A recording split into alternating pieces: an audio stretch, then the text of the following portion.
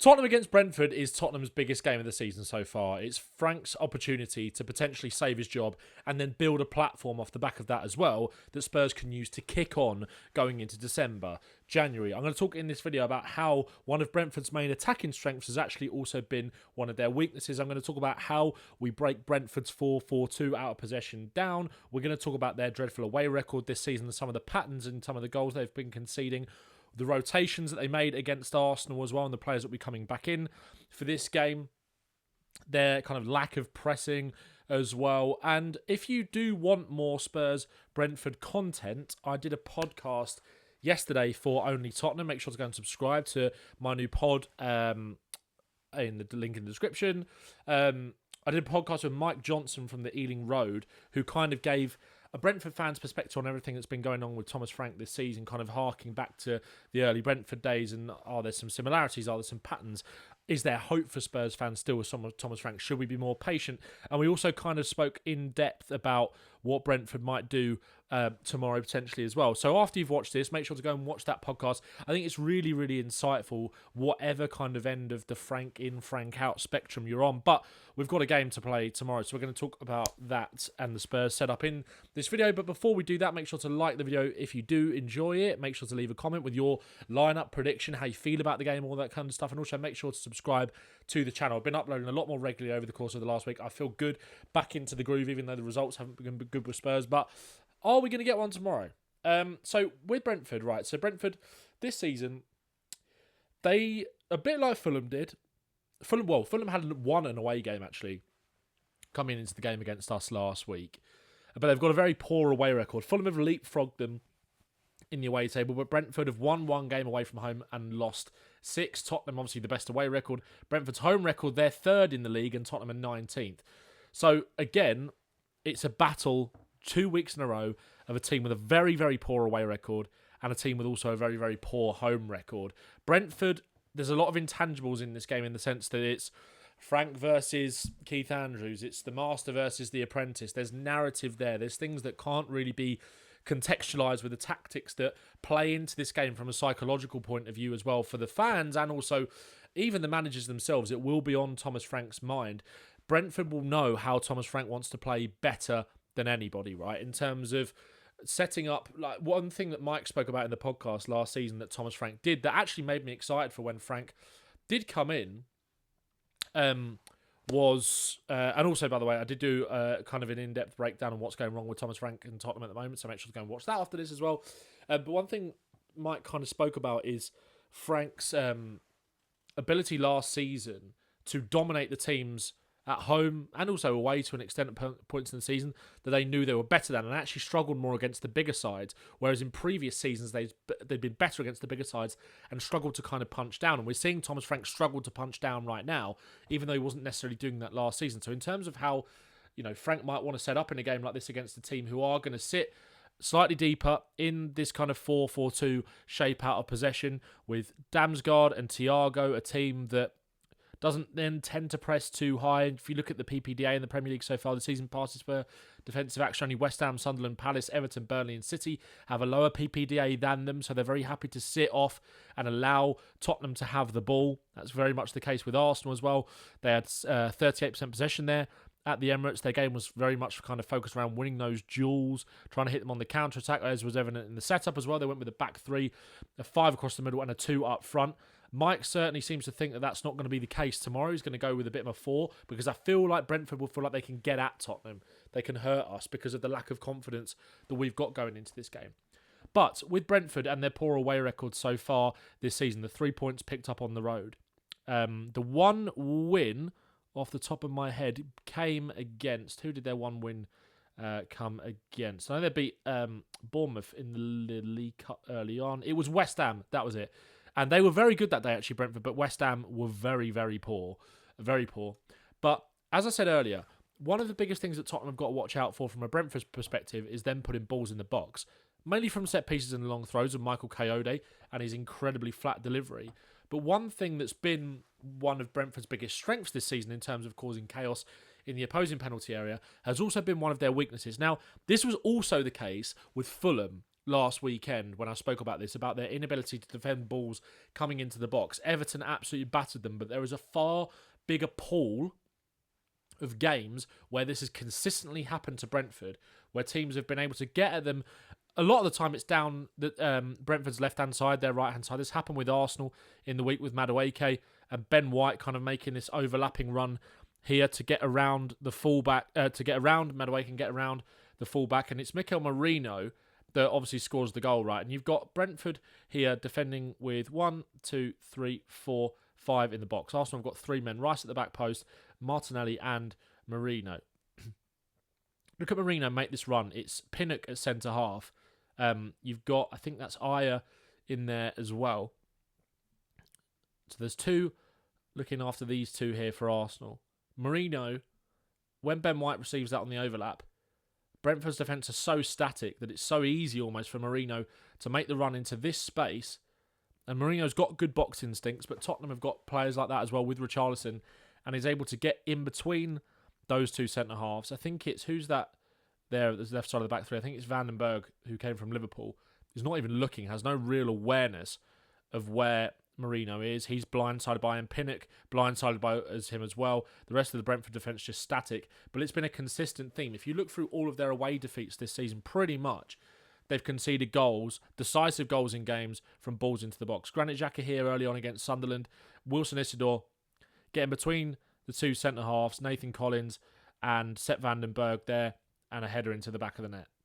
Fulham away as well. You can see, similar to what Thomas Frank wants to do, Keith Andrews has kind of continued that principle of wanting to overload both boxes and certainly have numbers in defence. So shots from outside the box should be something that Spurs should be looking at tomorrow, even though Thomas Frank doesn't want to do that, because these are the sort of things that can happen with limited players closing the shot down, but also how much panic sets in the box, even though they've got the numerical overload. They've got 1, 2, 3, 4, 5, 6, 7. 6, 7. Defenders in the box there with 1 closing down and Thiago out there. So they've basically got everybody pretty much behind the ball. Deflected shot, loops up. Nathan Collins, who has been really below par this season, a lot of Brentford fans, including Mike himself, did say that he's massively dropped off in terms of the level, fails to deal with it, panics, and Iwobi thrashes in the rebound. Fulham again, long diagonal switch. Brentford, as you can see, kind of sat off Fulham a little bit there. This is at 2-1 down at this point as well. Lots of space out on this left-hand side for Sessegnon. Coyote not particularly tight to him. They do like to defend quite narrow, Brentford, which is something that we'll kind of come on and talk about with this back 4. Vandenberg, Collins and Coyote is the back 4 that Mike said in our preview pod that he expects to play tomorrow. We'll see, obviously, but it means you can create overloads on the flanks for Udogie, Odobert, Kudus on either side. Sessegnon gets to the byline, crosses, Pinnock, I think it is, panics, heads it into the back of his own net. Crystal Palace, their first goal comes from a set piece into the box. I can't quite work out who that is that wins the first header, but Mateta again peels off Nathan Collins, gets the flick. And then the second goal, another chance in this game, comes again from a long ball into the box. They fail to clear it, shot from in and around the edge of the box. They can't deal with balls into the box. And their long throw has been arguably one of their biggest attacking assets, if not their biggest attacking asset so far this season. They are vulnerable from balls into the box. Now this stuff, as I said a little bit about the Fulham game, right, is stuff that in normal situations you'd have in the back of your mind going, oh, okay, that's a vulnerability that we can maybe look to target. But I think the issue right now, as I've said consistently about Thomas Frank, is that we go into games thinking too much about what the opposition might do and how, you know, what kind of 1%ers can we get over them, which is a part of the game plan for sure. But we're not just, in these games where we're supposed to kind of punch down rather than punch up, we're not just kind of putting what we think our best team out there and hoping they do the business, which I feel like even though Crystal Palace and Brighton and Arsenal and Sunderland and Fulham and these guys have gone into those games probably targeting those things. Sorry, I was meant to show the board then. They have gone and played their football against them, and those things have just become a bit of a weapon in the game. Whereas I feel like Thomas Frank, a little bit like Fulham last week, going with the 2 number 9s, that quite negative setup at home with Bergwall as a left winger and Richarlison Mawani up front, and just our desire to spam crosses in the box because we felt like it was a bit of a weakness of Fulham. I really hope that's not what we do this weekend. If we end up scoring from a cross into the box and it opens the game up, that's great. And if we can press home our advantage, that's fine. But I don't want to go into this game just being focused on hurting them from these kind of situations, if that makes sense. And again, here you can get an idea of Brentford's out of possession shape with Damsgaard and Thiago pressing as that front two. Mikkel Damsgaard is excellent at kind of harrying and winning the ball back. So I think as Brentford sort of maybe smell blood a little bit against Tottenham, they might be slightly more expansive and kind of have these two, Damsgaard and Thiago, pressing, in a fairly decent position, kind of in terms of geography, higher up the pitch to try and stop Spurs building out. And Damsgaard is good at nipping in and kind of nipping those balls back, but Brentford are also quite passive out of possession as well. And again, one thing I've noticed about Brentford is that they do defend quite narrow, and quite often it does lead to wingers like Minter, who had, I think it was... excuse me. I think it was... Who's their number 20? Who's their number 20? Oh, yeah. Who played left back against Brentford? Brighton. Let's just quickly look at that.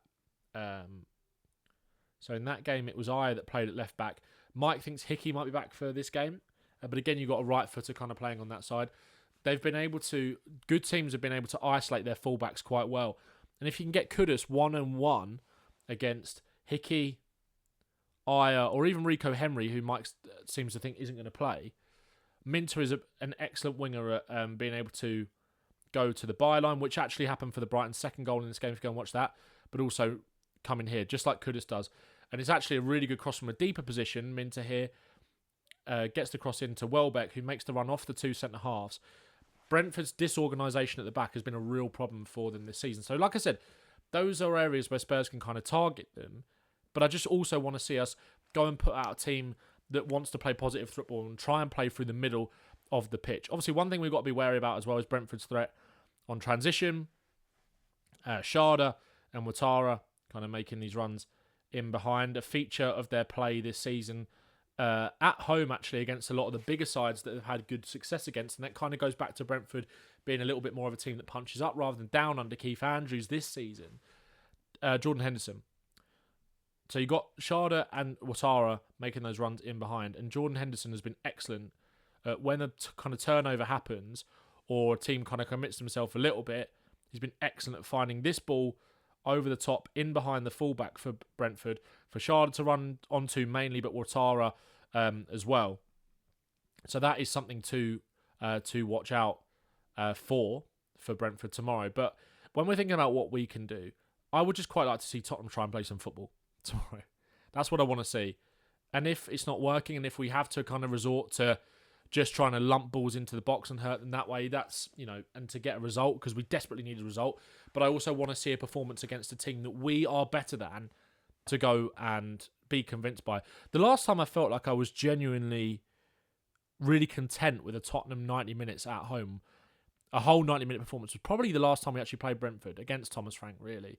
And that day, Maddison, Kulusevski, the way that they played, I just want to see some football like that tomorrow. But I want to see this.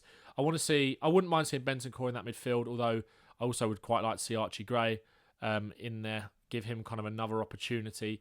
He didn't quite grab it necessarily against Fulham last week, and I thought Bentancur was quite poor against Newcastle, but I think maybe just with Henderson in there potentially, I feel like he's more likely to maybe lean on a bit of experience. And maybe he'll go for Paulinho, but I just don't want that.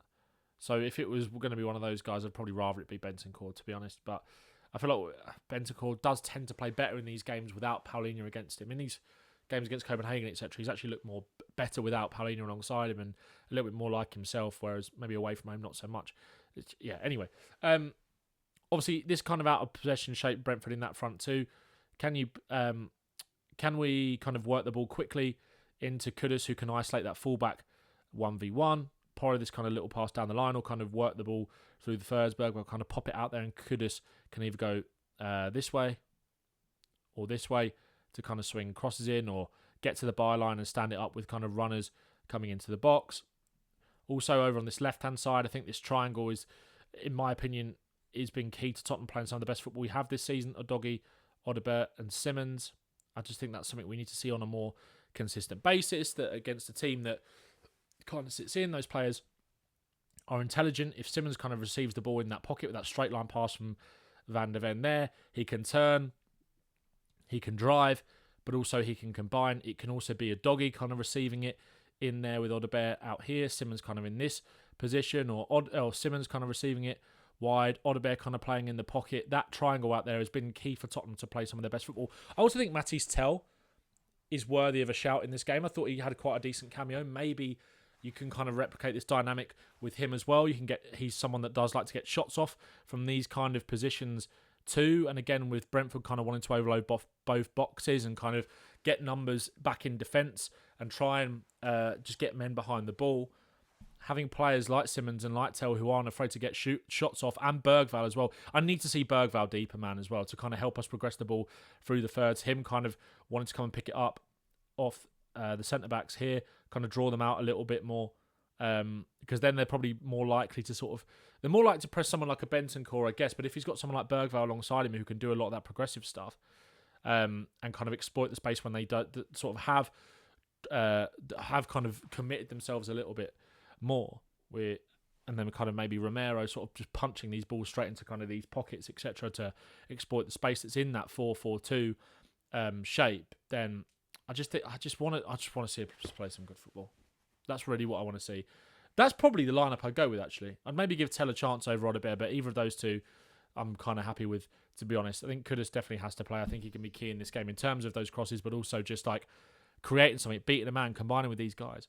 I think Simmons absolutely has to play after 4 games in a row on the sidelines now.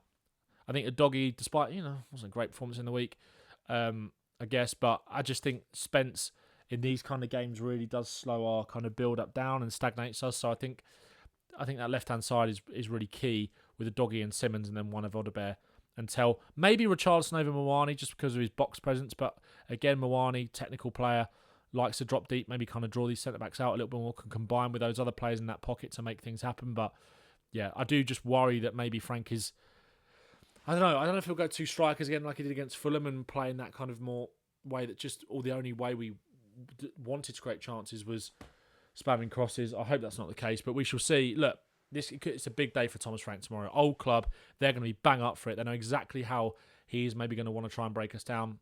They've rested players against Arsenal for this game, so I'm nervous. I'm not particularly looking forward to it, but this is the team that I want to see.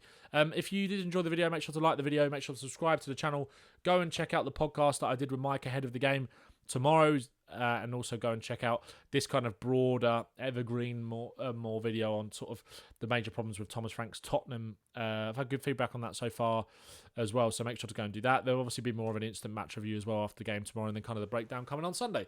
See you in the next one. All the best. Don't go changing.